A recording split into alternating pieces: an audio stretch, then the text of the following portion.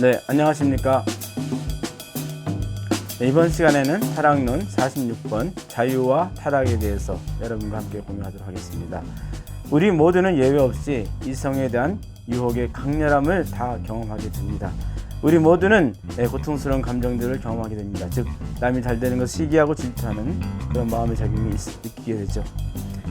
이러한 감정에 빠지고 사로잡혔을 때 우리는 자유롭지 못합니다. 이 시간에는 보십시오. 자유와 타락에 대해서 함께 보겠습니다. 그 이유와 원인에 대해서 우리가 함께 여러분과 함께 공유해 보도록 하겠습니다. 하나님을 중심으로 해서 마음과 몸이 하나 된 완성한 아담과 해하는 인간은 그 자유 의지와 그 자유 행동에 따라서 참된 자유를 누리게 되어 있습니다. 원리적 관점에서 보면은 참된 자유는 세 가지 특징이 있습니다. 보십시오.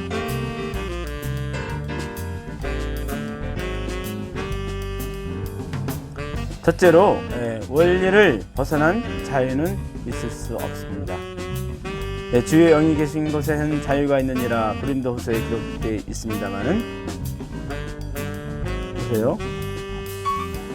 무제한의 자유는 제한된 원리권에서만 존재하게 되는 것입니다. 왜 그러냐면은 보세요. 자유라는 건 자유 의지와 자유 행동으로서 참된 자유가 이루어지는데 자유라는 것은 자유 의지와 그에 따른 자유 행동을 일관한 것으로서 뗄려야 수 없는 관계죠. 자유 의지와 자유 행동은 마치 형상과의 관계와 같은 겁니다. 마음과 몸과 같은 것이죠. 자유 의지로 말미암아서 내 몸이 그 행동을 따른 자유 행동을 했을 때 자유 행동은 자유 의지에 의하여 나타나는 것이죠. 자유 의지라는 것은 곧 마음의 발로인 것입니다. 보세요.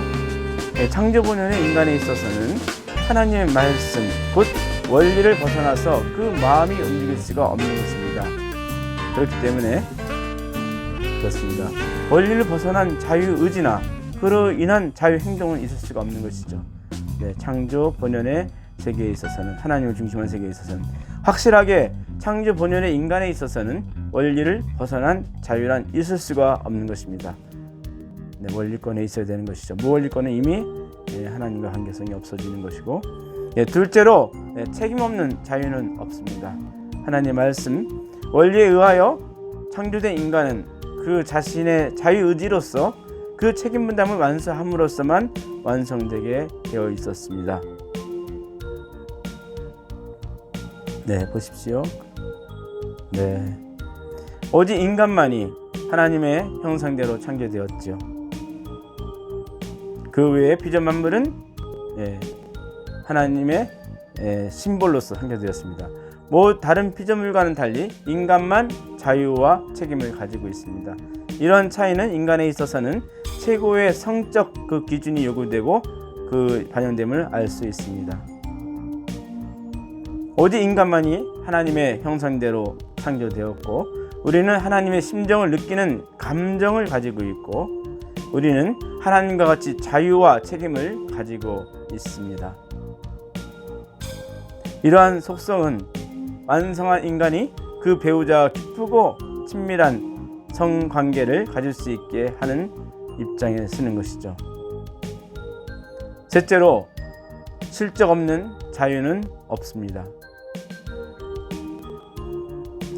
자유의지와 그 행동에 따른 책임, 인간이 자유로서 자신의 책임 분담을 완수하려는 목적은 실적을 세우려는 것에 있습니다. 보십시오. 이것은 창조 목적을 완성하여서 하늘 부모님을 기쁘시게 해드리는 곳에 있는 것입니다. 자유의지와 자유행동. 자유의지는 끊임없이 자유행동을 통해서 확고한 실적을 추구합니다. 효정의 생활이죠. 효의 생활이고 하늘 부모님에 대한 효도의 생활입니다. 그렇게 지어졌기 때문에 그렇죠. 결론적으로 자유는 원리를 벗어나서는 있을 수 없습니다. 하나님의 말씀을 떠나서는 자유는 스스로의 창조 원리적인 책임을 지게 되며 보십시오. 하늘 부모님을 기쁘시게 해드리는 실적을 추구하게 됩니다. 실적을 추구하게 되죠.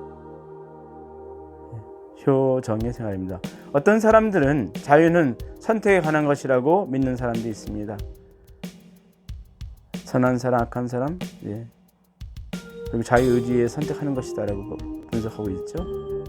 이런 관점에서는 선택은 하나님과는 전혀 상관없고 우리가 악을 선택하는 것도 자유다라는 결론을 내게 되는데요. 하나님과 관계성을 갖지 않고서. 하지만 참된 자유는 실행에 관한 것입니다. 선택에 관한 문제가 아니라 실행에 관한 것이고 나의 책임 분담을 요구하게 되며 내 대신 누구도 할 수 없는 나의 하늘 부모님에 대한 책임 분담을 실행하게 되는 것입니다. 이것은 하나님을 기쁘게 해드리고 하는 그 실적을 만들게 되죠. 그렇습니다. 참된 자유, 참된 자유의 요건에 대해서 보겠습니다.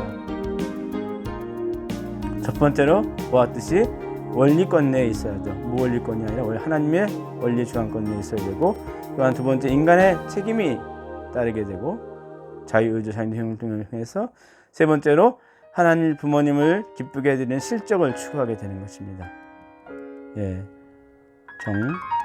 원리권 내에 있어야 되며 인간의 책임 분담을 다해야 할 것이며, 세 번째로 하나님 부모님을 기쁘게 해드리는 효정의 실적을 추구하게 되는 것입니다. 인간은 자유를 인하여서 타락할 수는 없습니다. 인간의 타락은 그의 본심의 자유가 지향하는 힘보다도 더 강한 비원리적인 사랑의 힘에 의하여 그 자유가 구속되었던 데 기인합니다. 이렇게 되었습니다. 결국 인간은 타락으로 인하여 자유를 잃어버리게 된 것입니다. 그렇습니다. 천사에게 유혹을 당하던 때의 해와는 아직도 지적으로나 심정적으로나 미완성기에 있었습니다. 그림을 보십시오.